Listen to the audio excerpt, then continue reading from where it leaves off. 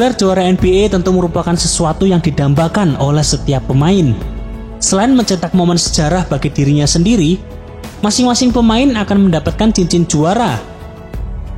Namun pernahkah kalian berpikir mengapa tim juara di NBA mendapatkan penghargaan berupa cincin, bukan sebuah medali seperti yang ada di beberapa olahraga lainnya? Jawabannya, karena memang tradisi olahraga di kawasan Amerika Utara seperti itu. Jadi ternyata bukan hanya NBA saja yang memberikan cincin juara kepada para pemain serta official team. Bahkan di ajang kejuaraan antar mahasiswa, yakni NCAA, juga mendapatkan penghargaan berbentuk cincin. Lalu tak hanya itu, di ajang olahraga profesional lainnya seperti Major League Baseball, National Football League, dan yang terakhir yaitu National Hockey League juga mendapatkan penghargaan serupa. Akan tetapi uniknya di tradisi olahraga kawasan Amerika Utara, cincin ternyata tidak hanya diberikan kepada sang peraih gelar juara, melainkan cincin juga diberikan kepada finalis pertandingan atau sebuah turnamen kejuaraan yang dikenal sebagai loser ring. Serta ada juga cincin individu yang diberikan kepada peserta All-Star Game dan ketika seorang dilantik menjadi Hall of Fame. Sedangkan untuk NBA sendiri, pembagian cincin ini sudah dimulai semenjak final tahun 1947 yang mempertemukan antara Philadelphia Warriors melawan Chicago Sticks. Namun di era modern sekarang, biasanya tim tidak lagi memberikan cincin kepada para pemainnya jika kalah di pertandingan final. Cincin kejuaraan sendiri wajarnya terbuat dari emas kuning atau putih dilengkapi dengan berlian beserta batu mulia lainnya. Selain itu terdapat juga ukiran yang menyertakan nama pemain serta nama tim beserta logonya dan tahun kejuaraan.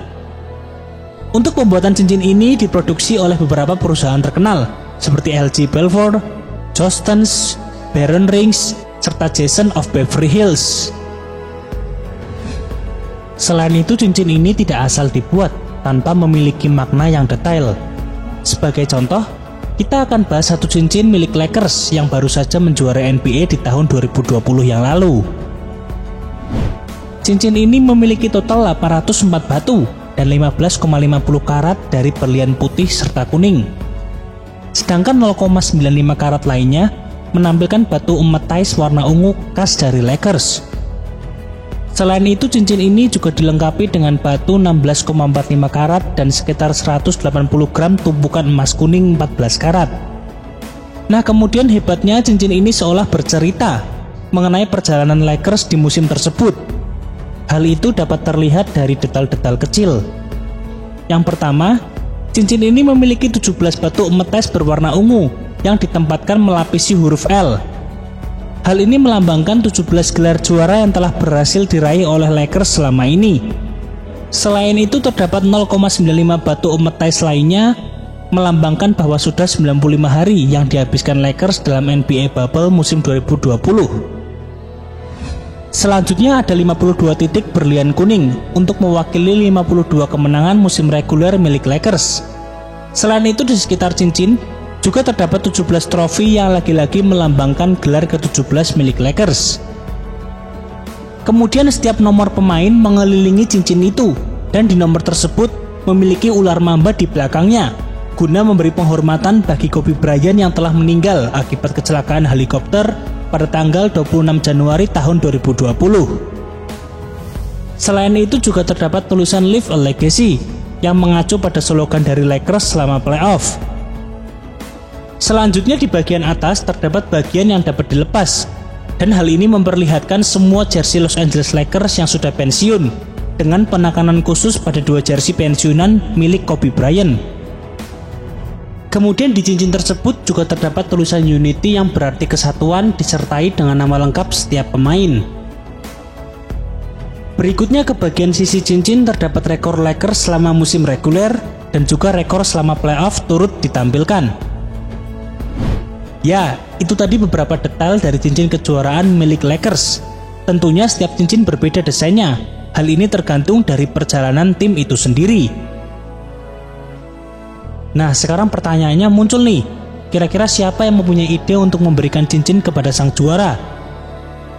Jawabannya, ternyata ide ini muncul bukan dari olahraga basket, melainkan sebuah klub olahraga hoki yang bernama Montreal memberikan cincin juara pertama untuk para pemain setelah berhasil memenangkan kejuaraan Piala Stanley di tahun 1893. Saat itu mereka memesan cincin kawin berdesain 2 tongkat hoki yang berbentuk silang. Dan semenjak saat itulah di kawasan Amerika Utara muncul tradisi memberikan cincin. Lalu pertanyaan berikutnya, kira-kira berapa ya harga dari cincin juara NBA? Tentunya semua ini tidak ada harga yang pasti, tetapi dari sumber yang kami dapat, beberapa cincin pemain NBA pernah dilelang. Yang paling fenomenal yakni cincin milik Kobe Bryant saat berhasil meraih gelar pertamanya di musim 1999-2000. Pada tahun 2020, cincin tersebut laku seharga 3 miliar rupiah di salah satu rumah lelang bernama Golden Auction. Selanjutnya ada pula cincin milik kepala keamanan yakni official team dari Chicago Bulls yang bernama John Caps. Cincinnya dilelang pada bulan Oktober tahun 2020 yang lalu. Menurut rumah lelang Huggins & Scott Auction, terdapat 6 cincin juara Chicago Bulls yakni tahun 1991, 1992, 1993, 1996, 1997, serta 1998. Masing-masing cincin ini terjual dengan harga yang cukup fantastis. Dimulai dari cincin tahun 1991 yang berhasil terjual jika dirupiahkan berkisar 551 juta rupiah. Lalu cincin tahun 1992 dilepas dengan harga sekitar 671 juta rupiah. Kemudian cincin tahun 1993 berhasil terjual di harga 637 juta rupiah. Kemudian cincin tahun 1996 berhasil dilelang di harga 344 juta rupiah. Dan yang terakhir, cincin juara tahun 1997-1998 sama-sama terjual di angka 689 juta rupiah. Dan jika ditotal, 6 cincin tersebut berhasil dilelang dengan kisaran 3 miliar 581 juta rupiah. Wow, harga yang cukup fantastis. Nah, itu tadi video kami mengenai bagaimana pemain NBA bisa mendapatkan cincin, serta sedikit sejarah mengenai tradisi olahraga di kawasan Amerika Utara yang kerap memberikan penghargaan sebuah cincin.